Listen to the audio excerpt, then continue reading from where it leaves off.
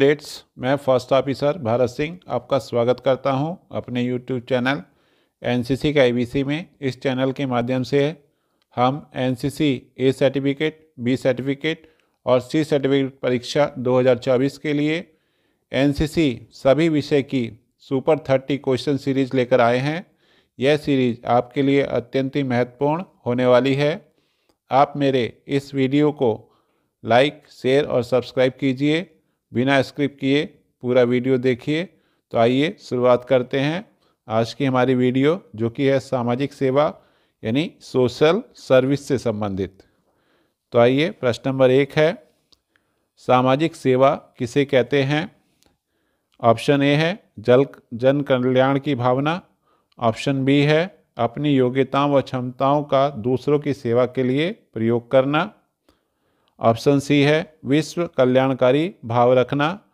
Option D है उपरोक्त सभी। तो इस प्रश्न का जो सही जवाब होगा वो होगा ऑप्शन डी, उपरोक्त सभी।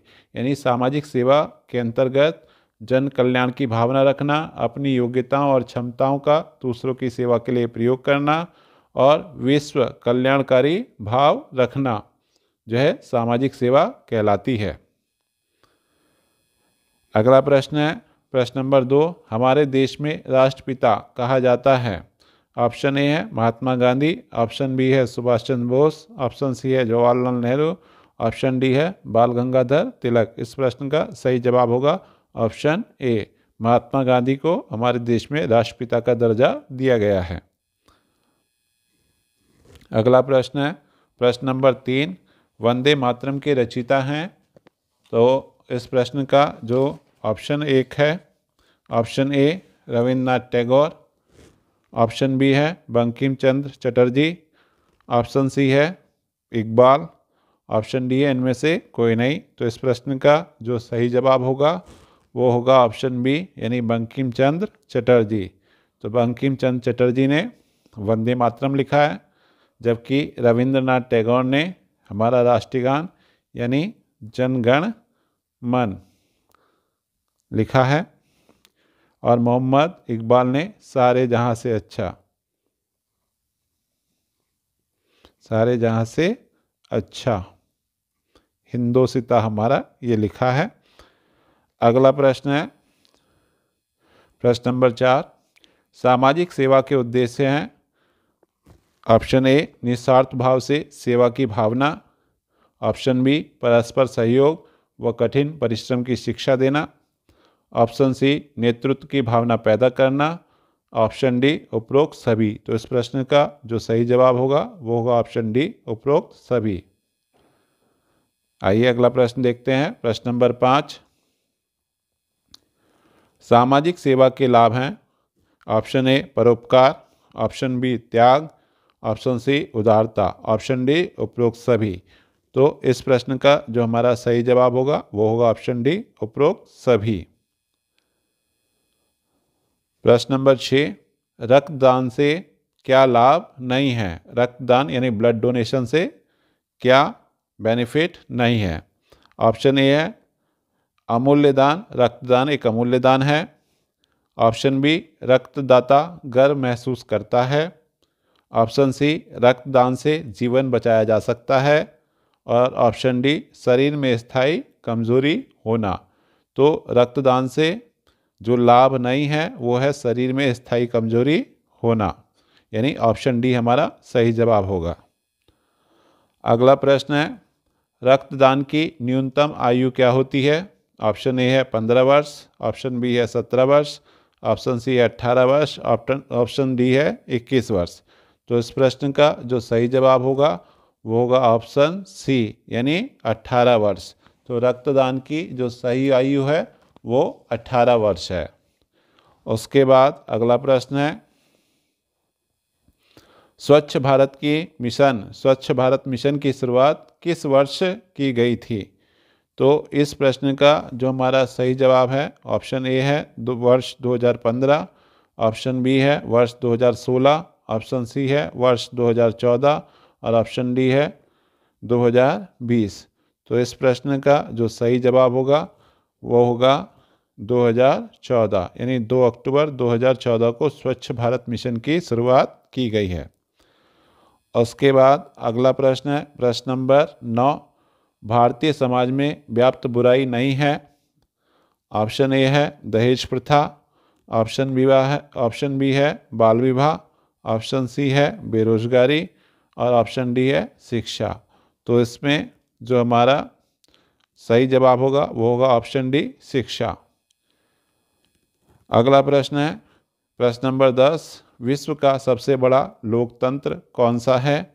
ऑप्शन ए है भारत, ऑप्शन बी है अमेरिका, ऑप्शन सी है चीन, ऑप्शन डी है पाकिस्तान। तो इस प्रश्न का जो सही जवाब होगा वो होगा ऑप्शन ए भारत।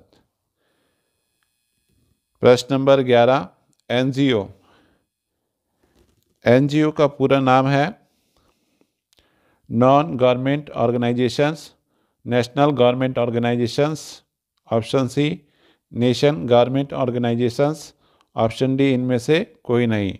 तो एनजीओ का जो फुल फॉर्म है वो है नॉन गवर्नमेंट ऑर्गेनाइजेशन, यानी ऑप्शन ए हमारा सही जवाब होगा। प्रश्न नंबर 12, भारत के प्रथम प्रधानमंत्री थे। ऑप्शन ए है महात्मा गांधी, ऑप्शन बी है सुभाष चंद्र बोस, ऑप्शन सी है पंडित जवाहरलाल नेहरू, ऑप्शन डी है बाल गंगाधर तिलक। तो इस प्रश्न का जो सही जवाब होगा वो होगा ऑप्शन सी, यानी पंडित जवाहरलाल नेहरू। और अगला प्रश्न है प्रश्न नंबर 13, भारत के प्राचीन नाम है आर्यव्रत, जम्बूद्वीप, हिंदुस्तान, उपरोक्त सभी। तो इस प्रश्न का जो सही जवाब होगा वो होगा डी उपरोक्त सभी। अगला प्रश्न है प्रश्न नंबर 14, एनसीसी कैडेट किन सामाजिक कार्यों में योगदान करते हैं। ऑप्शन ए है रक्तदान, ऑप्शन बी है स्वच्छता अभियान, ऑप्शन डी सी है वृक्षारोपण और ऑप्शन डी है ये सभी। तो इस प्रश्न का हमारा जो सही जवाब होगा ऑप्शन डी ये सभी, यानी एनसीसी कैडेट रक्तदान, स्वच्छता अभियान तथा वृक्षारोपण जैसे सामाजिक कार्य करते हैं। अगला प्रश्न है प्रश्न नंबर 15, भारत में सर्व शिक्षा अभियान किस वर्ष लागू किया गया। तो इस प्रश्न का जो जवाब है ऑप्शन ए है वर्ष 2001, ऑप्शन बी है सन 2000, ऑप्शन सी है 2005, ऑप्शन डी है 2002।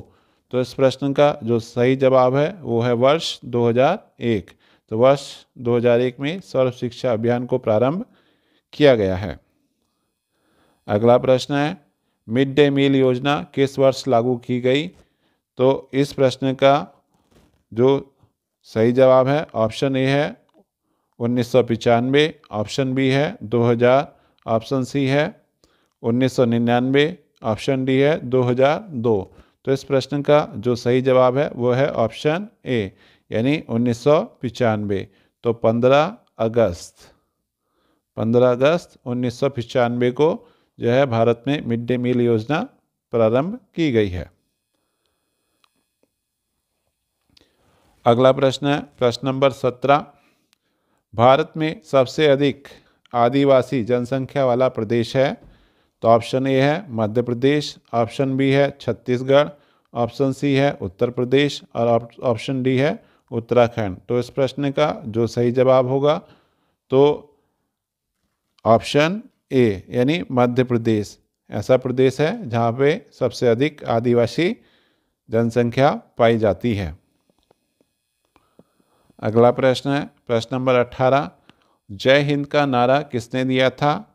ऑप्शन ए है महात्मा गांधी, ऑप्शन बी है सुभाष चंद्र बोस, ऑप्शन डी है जवाहरलाल नेहरू और ऑप्शन डी है बाल गंगाधर तिलक। तो इस प्रश्न का जो सही जवाब होगा वो होगा ऑप्शन बी, यानी सुभाष चंद्र बोस। तो बी आंसर को आप टिक मार्क करेंगे या काला करेंगे।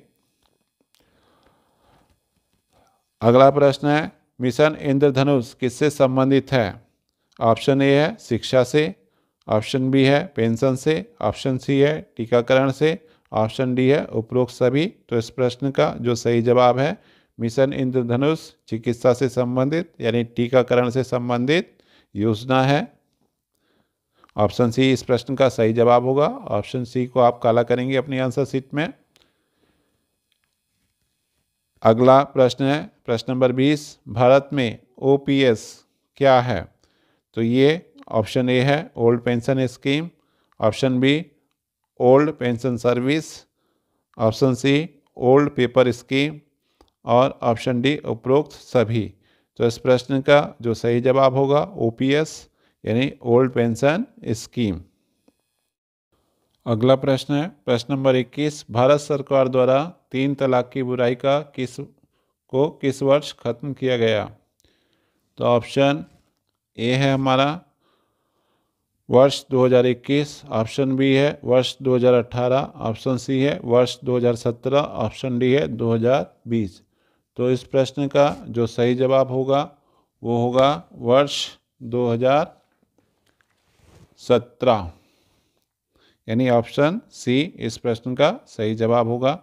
इसके बाद है अगला प्रश्न, कन्या विवाह हेतु न्यूनतम आयु होती है? ऑप्शन ए है 15 वर्ष, ऑप्शन बी है 17 वर्ष, ऑप्शन सी है 18 वर्ष, ऑप्शन डी है 21 वर्ष। तो इस प्रश्न का सही जवाब है ऑप्शन सी यानी 18 वर्ष। अगला प्रश्न है प्रश्न नंबर 23, भारत सरकार द्वारा धारा 370 को किस वर्ष खत्म किया गया है? ऑप्शन ए है 2021, ऑप्शन बी है 2018, ऑप्शन सी है 2019 और ऑप्शन डी है 2022। तो इस प्रश्न का जो हमारा सही जवाब है वो है वर्ष 2019 यानी 5 अगस्त 2019 को जो है धारा 370 को हटाया गया था। अगला प्रश्न है एड्स किस आयु वर्ग के लिए अति संवेदनशील माना जाता है? ऑप्शन ए है किशोरावस्था, ऑप्शन बी है युवावस्था, ऑप्शन सी है वृद्धावस्था या किसी भी आयु वर्ग को। तो इस प्रश्न का जो हमारा सही जवाब होगा वो होगा ऑप्शन डी किसी भी आयु वर्ग को। अगला प्रश्न है प्रश्न नंबर 25, एड्स फैलने का कारण नहीं है? ऑप्शन ए है दूषित रक्त चढ़ाना, ऑप्शन बी है असुरक्षित यौन संबंध, ऑप्शन सी है साथ में भोजन करने से और ऑप्शन डी है संक्रमित मां से शिशु को। तो इस प्रश्न का जो सही जवाब होगा साथ में भोजन करने से एड्स नहीं फैलता है यानी ऑप्शन सी।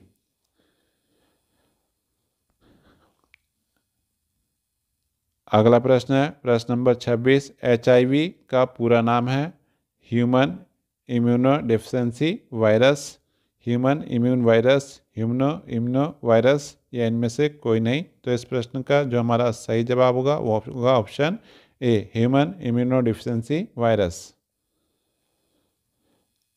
अगला प्रश्न है प्रश्न नंबर 27, भारतीय संविधान को अपनाया गया था 15 अगस्त 1947, 26 जनवरी 1950, 16 जुलाई 1948, इनमें से कोई नहीं। तो इस प्रश्न का जो सही जवाब होगा यानी 26 जनवरी 1950 को हमारा गणतंत्र जो है संविधान लागू हुआ। तो उसी दिन को हम गणतंत्र दिवस के रूप में मनाते हैं, जबकि 15 अगस्त 1947 को हमें स्वतंत्रता प्राप्त हुई और 16 जुलाई 1948 को एनसीसी की स्थापना हुई है। अगला प्रश्न है प्रश्न नंबर 28, एड्स का पूरा नाम है human immunodeficiency virus, acquired immunodeficiency syndrome, acquired human deficiency syndrome या इनमें से कोई नहीं। तो इस प्रश्न का जो सही जवाब होगा वो होगा बी एक्वायर्ड इम्यूनोडेफिशिएंसी सिंड्रोम। अगला प्रश्न है भारतीय ध्वज में 3 रंग प्रतीक हैं, केसरिया वीरता का, सफ़ेद शांति का, हरा हरियाली का, ऑप्शन डी उपरोक्त सभी। तो इस प्रश्न का सही जवाब है ऑप्शन डी उपरोक्त सभी। तो प्रश्न नंबर 30 है धूम्रपान से हानि है? ऑप्शन ए फेफड़ों को हानि, ऑप्शन बी कैंसर की बीमारी, ऑप्शन सी धन की हानि और ऑप्शन डी उपरोक्त सभी। तो इस प्रश्न का जो सही जवाब होगा वो होगा उपरोक्त सभी। तो इस प्रकार से कैडेट्स हमारा आज का वीडियो समाप्त होता है। आप मेरे इस वीडियो को ज़्यादा से ज़्यादा लाइक कीजिए, शेयर कीजिए, सब्सक्राइब कीजिए। धन्यवाद।